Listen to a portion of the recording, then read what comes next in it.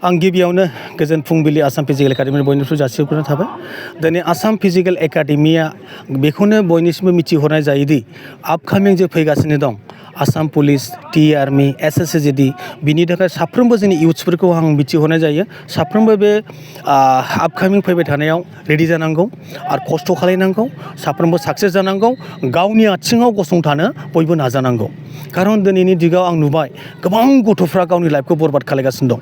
दस्रा टाइपआव एडिक्टेड जानानै गावनि लाइफखौ बरबाद खालायदों, गावनि आथिङाव गसंथानो रावबो नाजायाखै। दा बेफोरनि थाखाय आं दिनै आंनि प्रेस मिट बा आं मिडियानि थ्रुयै बयखौबो मिथिहरनाय जायोदि बयबो इयुथ्सफ्रा स्ट्रंलि माने बयबो खस्थ' खालायनांगौ आरो जिबनाव साक्सेस जानांगौ।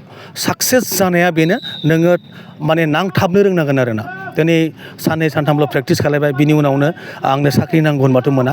नांथाबनानै साख्रिखौ लानो नाजानांगौ, जेखि माने सेक्टरावनो जाया मानो। नोङो डिफेन्स लाइनाव थांबा डिफेन्स लाइनाव नांथाबनांगोन, सिभिल लाइनाव थांबा सिभिलाव नांथाबनांगोन।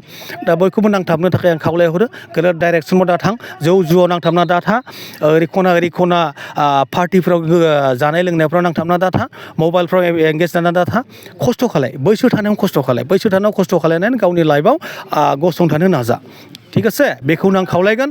फैगोन जे आपकामिं फैगासिनो दं जे अनलाइन एप्लाइ आसाम पुलिसनि 4000 एन्ड एबाव फैगोन, प्लास SSCGDआव 70,000 प्लास भेकेन्सिस फैगासिनो दं, प्लास TRMआथ' 15 नभेम्बरनिफ्राय स्टार्ट जागोन।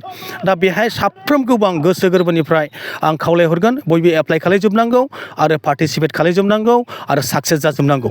दा बेनो आंनि मा सोलोंथाइ होनाय जायो जोंनियाव बेहाय फिजिकेल, रिटेन्स आरो नोंनि बाइबा गासैबो जों प्रिपेयार खालायजोबो आरोखि। बेहाय मा सुबिदाखौ मोननो हागोन सोलोंसाफ्रा बेहाय नोङो थानाय जानाय गासैबो सुबिदा जोंनाव दंजोबो, खुनु टेनसन गैया, हस्टेलफोर दंजोबो। फैदो ज' जेरेखम नानिमोन बाबुमोना जेरेखम खस्थ' खालायदों बिदि खस्थ' खालायफैबानो जाबाय आरोखि ना।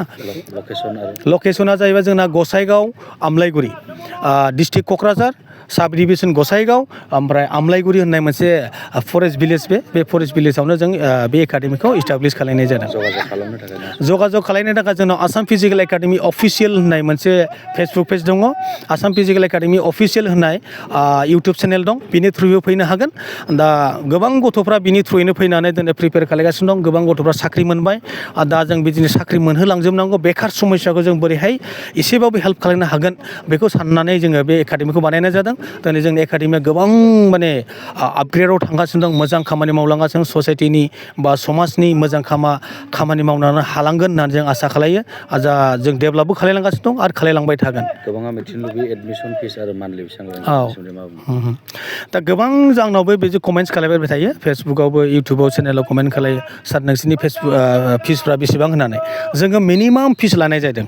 जाय गथ'फ्रा लकेलनि गथ'फोर बेखौ जोंनो फिजिकेलनि थाखाय जेबो नाङा, फैनानै बे रिटेननि प्रिपारेसन जे नांगौ बे रिटेनाव खारन जोंनाव टिचार सानैसो दं, बिसोरनि थाखाय जों फैसा मान्थलि फिस हरनांगौ जायो। दा मान्थलि फिसखौ एकदम मिनिमाम होबानो बास बे फैनानै गावनि लाइफखौ दाना लानो हागोन आरो। दा 2000ल' लायो, जास्ट 2000 लानाय जायो नोंनि लकेलनि गथ'फोरनि थाखाय। ओमफ्राय बाहेरानि गथ'फोर जे फैनानै हस्टेल थागोन, न'आव थागोन ना, दा बिनि थाखाय जानांगौनि लाहार फाहार बेफोरनि प्रब्लेम फैयो। दा बेफोरनि थाखाय फैसा लानाय जायो, बे 7000 लानाय जायो आरोना। बेजोंनो जानाय थानाय फरायनाय फिजिकेल गासिबो जाजोब्बाय, बेनि एक्सट्रा आरो जेबो गैला।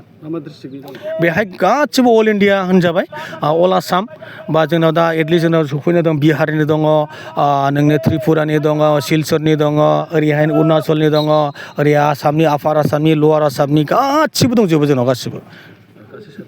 दा हिन्जावसाफ्रा जोंनाव 30+ दङ, हौवा बयसफ्रा जोंना 80+ दङ।